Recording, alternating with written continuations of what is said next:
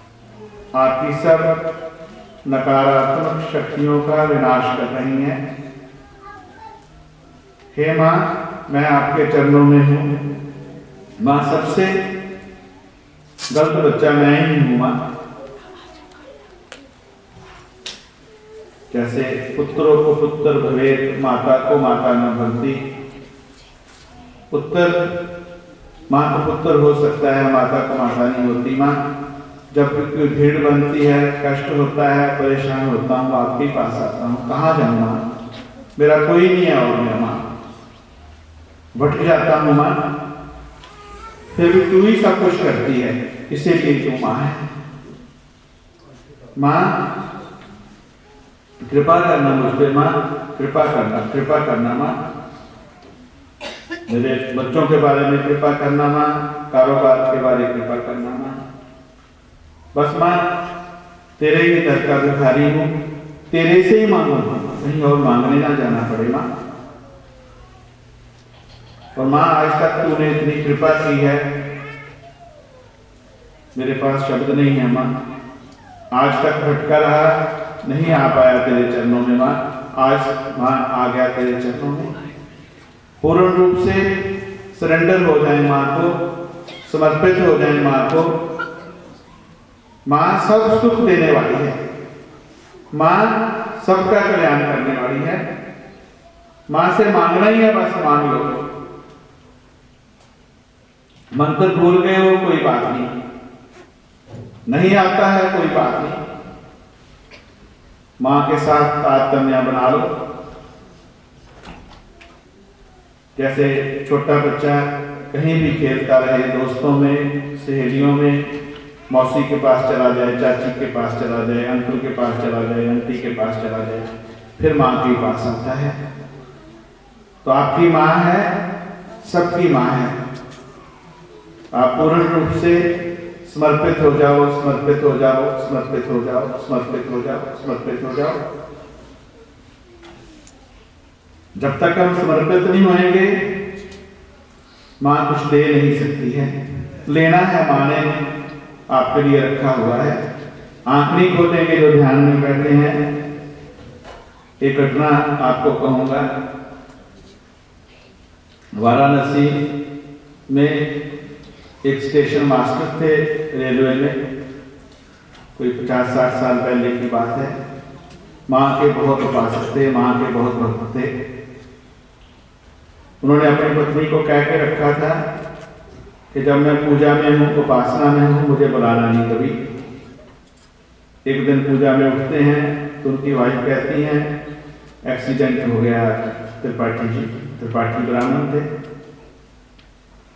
बड़े परेशान हुए। पत्नी को कहा तूने मुझे उठाया क्यों नहीं? बोले आपका आदेश था। उन्होंने सोचा आज मैं डिसमिस तो हो ही जाऊंगा, मैं सीधा हॉस्पिटल जाता हूँ जहाँ पे लोग हैं। वहां पहुंचते हैं तो कोई कहता आज पंडित जी आपने बचा लिया, कैसे किया ये काम? कोई कहता आपने कैसे निकाला मुझे वहां से? कोई कहता कैसे आपने मेरी बांह पकड़ के इधर से उधर कर दिया? आप हॉस्पिटल वाले डॉक्टर कहते कैसे आपने हमें बुला लिया? उनको समझ नहीं आई क्या हुआ है। फिर ऑफिस जाते हैं, देखते हैं हाजिरी लगी हुई है उनकी। तब के जमाने का जो सीनियर रेलवे ऑफिसर होगा, उसने दूसरे दिन उनको ऑनर किया और उनको पता चल गया कि सब कुछ माँ ने किया है। माँ बहुत रक्षा करती है आपकी सब जगह, पर उसको माँ ही बना लो। उसका सरल ढंग है, एक छोटे बच्चे की तरह बन जाओ, और जो आपकी माँ है उसको बहुत प्यार करो, वहीं से आपको शिक्षा मिल जाएगी।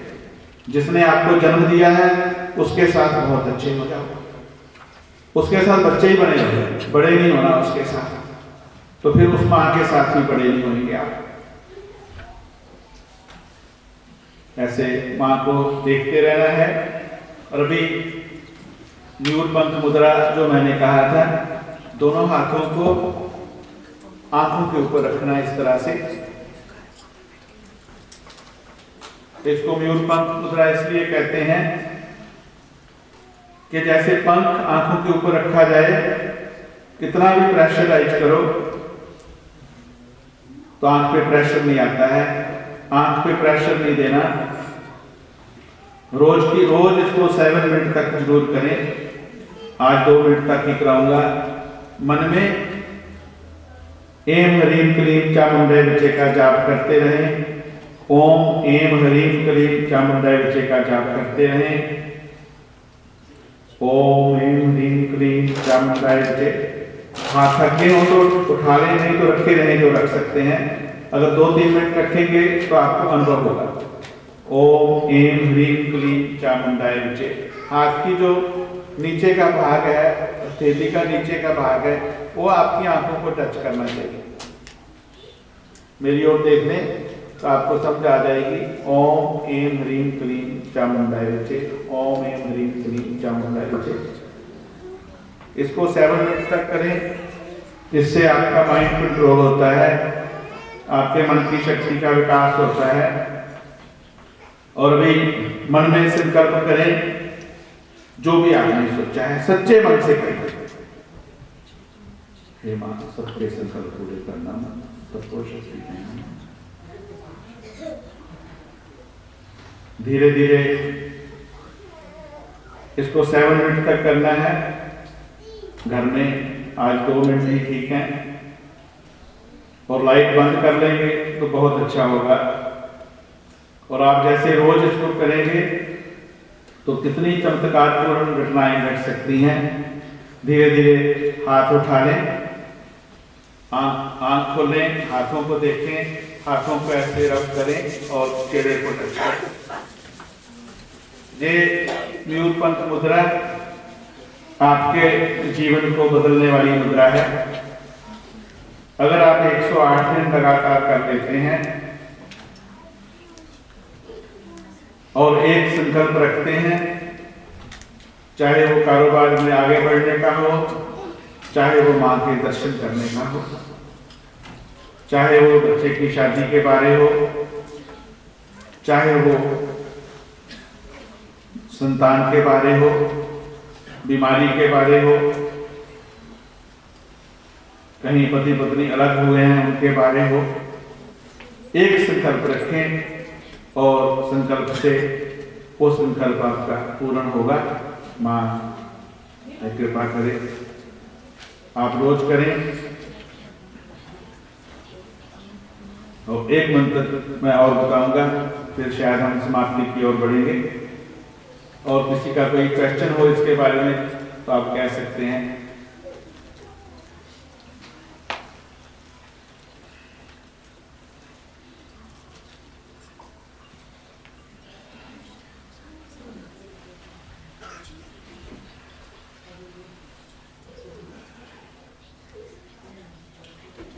जैसे आप मयूरपंथ मुद्रा को रोज करते हो, इससे इतना प्रकाश पैदा होता है कि जैसे आपकी आंख खुलती है तो भी प्रकाश दिखाई देता रहता है, जैसे आपका अभ्यास होता है। कभी कभी लगता है हजारों सूर्य हैं और उनका प्रकाश है। उसमें एक ध्यान रखना है, डरना नहीं है, घबराना नहीं है।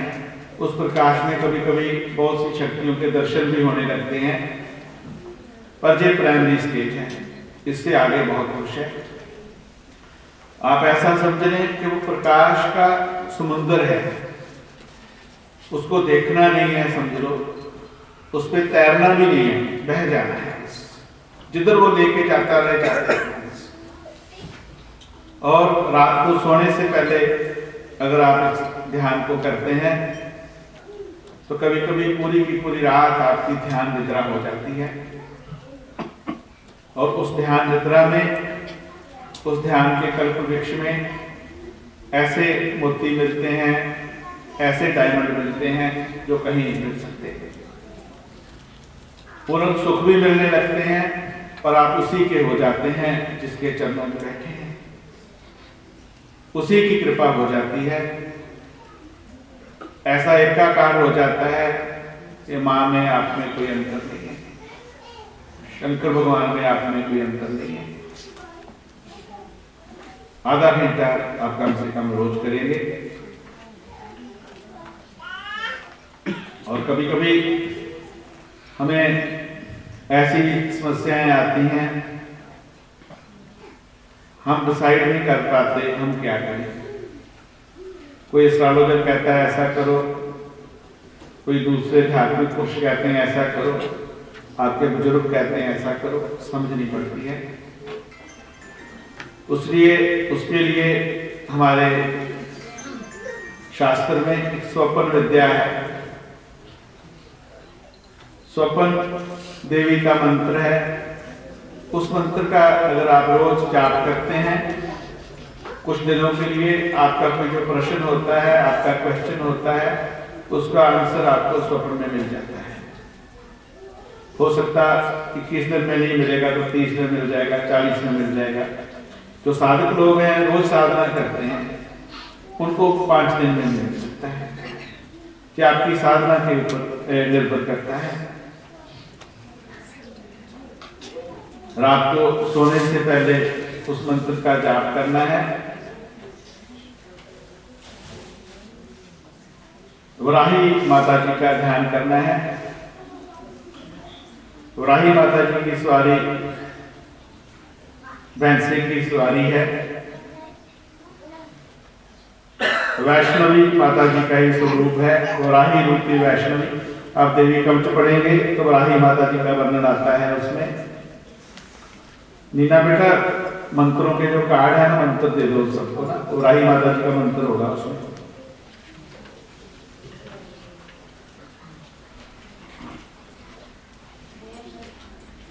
कभी आप कंफ्यूज हो गए जिंदगी में, उस मंत्र को जरूर करते रहें। स्वयं सिद्ध मंत्र है।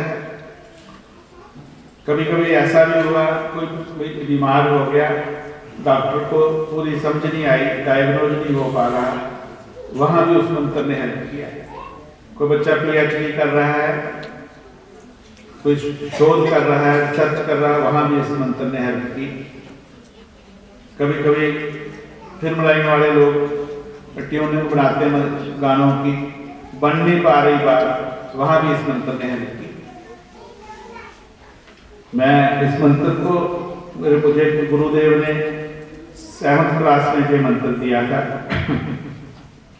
मैं समझ लो अभी लगता दुष्प्रयोग किया मंत्र का, गुरुदेव से डांट भी खाई। मैं पढ़ता नहीं था और एग्जाम से पहले जाप करता और क्वेश्चन मुझे पता चल जाते, मेरे 100% मार्क्स आते। और टीचर कहते हैं पढ़ता नहीं है तो कैसे कर लेता है। तो गुरुदेव को पता चला तो उन्होंने कहा बेटा इसको इसलिए नहीं करना। तो कभी मुश्किल बात होती तो भी इस मंत्र ने बहुत हेल्प की। तो मंत्र मेरे साथ 3 बार बोल दें, लिखा हुआ पेपर आपको मिल जाएगा। ओम हरीम नमो वाराही आघोरे स्वप्नम दर्शय ठठ स्वाहा। ओम हरीम नमो वाराही आघोरे स्वप्नम दर्शय ठठ स्वाहा।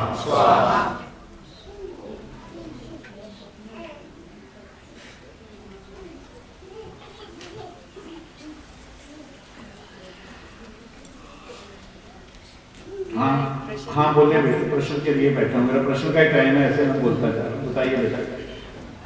ये जो प्रेशियस स्टोन्स होते हैं, हीरा, माइक ले लें बेटा, आपका प्रश्न सबको समझा दें।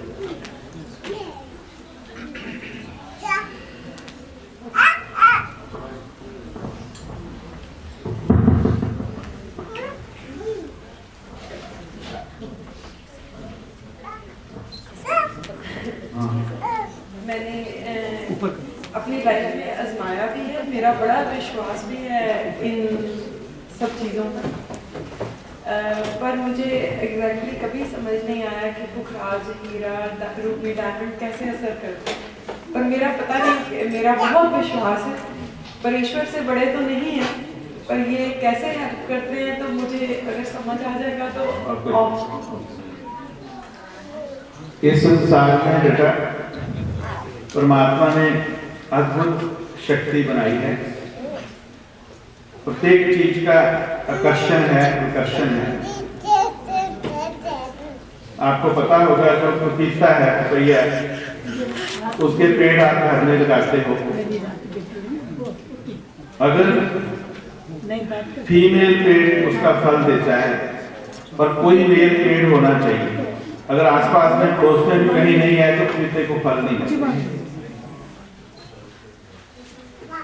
चुंबक की बात को जानते हो, आपको ये चीज समझाएगा।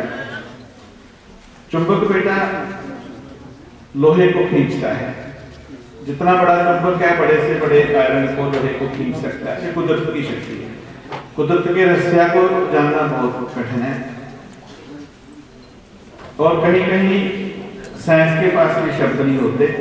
साइंस को कहोगे जो फूल पड़े हुए हैं तो फूल का आपको केमिकल बता देगा, निकाल के फूल को तोड़ करके, और वो फूल आपको आपके गुरु ने दिया, आपके पति ने दिया, आपके पिता ने दिया, तो आपके लिए वो फूल बहुत कीमती हो जाएगा। वो साइंस वाला नहीं बता पाएगा। एक तो श्रद्धा है इसमें, पर अकेले श्रद्धा से नहीं मानना। भगवान ने ईश्वर ने हमें बुद्धि दी है, मैं श्रद्धा की बात क्या करके इसको खत्म कर दूं, ऐसा नहीं है। 84 किस्म के बेटा टोटल स्टोन हैं, 84 किस्म के स्टोन हैं, जिसमें 9 मेन स्टोन हैं और 3 स्टोन मेन जैसे ही हैं, जैसे रूबी है, पर्ल है, कोरल है, एमरल्ड है, जेलो सफायर है, डायमंड है, ब्लू सफायर है, गोमेद है, कैट्स आई है। 3-4 स्टोन बेटे और हैं जो एस्ट्रोलॉजी में बहुत काम में आते हैं। टर्काइश है, फिरोजा, टुरमेली या तुरमली या विक्रांत मणि, वो डायमंड की जगह में प्रयोग किया जाता है। ओपल है, ओपल डायमंड की जगह में प्रयोग किया जाता है। चंद्रकांत मणि है, वो मोती की जगह प्रयोग किया जाता है। इनमें सभी के सभी स्टोन हैं, पर जो कोरल स्टोन है, मूंगा है, वो स्टोन नहीं है, वो एक समुद्र में जानवर होता है, उसकी हड्डी है। तो कहीं कहीं रेड कलर का होता है, कहीं व्हाइट का भी होता है। ये ऋषि पराशर जी ने इसकी खोज की कि रूबी जो है वो सूर्य की किरणों को खींचता है, हमारी बॉडी में जाती हैं और जैसे जैसे बॉडी में प्रवेश करती हैं तैसे तैसे उस ग्रह की कमी ठीक होती है। इसी तरह चंद्रमा के बारे में है, वो मोती को ताकत दे दी। मंगल जो है, मंगल ग्रह के बारे में ताकत दे दी। पर इसका जो वैज्ञानिक स्वरूप है बेटा, स्टोन पहनने से भी फायदा करता है, स्टोन का जल पीने से भी फायदा होता है, स्टोन का शावर लेने से भी फायदा होता है। पर आजकल रियल स्टोन बेटा इतने कॉस्टली हैं, इतने महंगे हैं कि सच में लेने मुश्किल हो रहे हैं। आजकल जो रूबी आप बाजार में ले रहे हैं, वो जहां स्टोन वाले बैठे हुए हैं लोग, तो रूबी है ही नहीं। सही बात है अंकेश जी? जो रूबी बिक रहा है, रूबी के बारे में कहावत है कि रूबी की दलाली से डायमंड खरीद सकते हैं। सही बात है, मानक की दलाली से डायमंड खरीद सकते हैं। आप सोचो कि कितना महंगा होता होगा। इसी तरह जो रियल मोती है वो गज मुक्ता माना जाता है, सबसे बड़ा जो कीमती है, उसका 100% लाभ होता है। आप सोचो किसी को डिप्रेशन है, गज मुक्ता पहना दो, गारंटेड है ठीक हो जाएगा। पर गज मुक्ता कहाँ होता है बेटा? हाथी के माथे पे पाया जाता है। और आज हाँ माथे पे होता है, तो सूंड के जरिए वो निकालता है जब प्रसन्न होता है, खुश होता है, डांस करता है। तो आजकल वो मिलना मुश्किल हो गया, पर फिर भी हैदराबाद में जो वहाँ के राजा थे, उनका जो प्राचीन चीजें रखी हुई हैं वहाँ पे हैं। आज भी मिलता है तो बहुत मुश्किल से मिलता है। इसकी साइंस बहुत निश्चित है, पर स्टोन के बारे में स्टोन बहुत रियल होना चाहिए और उससे भी जरूरी है कि स्टोन की सिलेक्शन कैसी है। मेरे विचार से जो ग्रह हमारे लिए अच्छा है उसका स्टोन हमें जरूर पहनना चाहिए, क्योंकि जैसे उस ग्रह की रेजेज हमारे अंतर में जाएंगी, हमारे अंतर में प्रवेश करेंगी तो लाभ होगा। जैसे लोग कहते हैं कि मोती पहन लो, मोती का नुकसान नहीं होगा, पर मोती अगर कुंडली में खराब घरों में बैठा है, दुश्मन लोगों से उसकी कोई बात बनी हुई है तो कभी नुकसान कर सकता है। पर तुला लग्न के लिए, वृषभ लग्न के लिए नीलम वरदान है। किसका भी तुला लग्न हो, जहां वृषभ लग्न हो, वो आंख बंद करके नीलम पहन सकता है, उसको कोई नुकसान नहीं होता, बहुत फायदा होता है। पर अगर स्टोन को पॉलिश कर देते हैं, उसको हीट कर देते हैं, तो उसकी असली ताकत चली जाती है। जैसे चुंबक लोहे को खींचता है, आप लोहे को पॉलिश कर देते हो तो वो नहीं खींच पाता। पॉलिश किया हुआ, कलर किया हुआ स्टोन देखने में तो अच्छा लगेगा, पर एस्ट्रोलॉजिकली वो लाभ नहीं कर पाएगा। बाकी ये तो आपका जो देश है वो है डायमंड का देश, तो मैं जहाँ ज्यादा लैब होगी मुझे लगता है देखने वाली, सोचने वाली। तो आप जो स्टोन पहने वो रियल स्टोन पहने, अच्छे से अच्छा स्टोन पहने तो लाभ होगा। अगर वो डुप्लीकेट पहनते हो, या कोई उसके नाम से पहन लेते हो, साइकोलॉजिकली तो होगा कि आपने स्टोन पहन लिया, बात नहीं बनेगी। तो आपको जो बेटा विश्वास बना है, फायदा बना है, माँ की कृपा से आपको रियल स्टोन मिल गए होंगे। अगर दूसरे होते तो बात नहीं बनती। आपको नीलम नहीं पहनना सोनू जी, सोच रहे हो। स्वामी जी एक क्वेश्चन है यहाँ पर माता जी की तरफ से।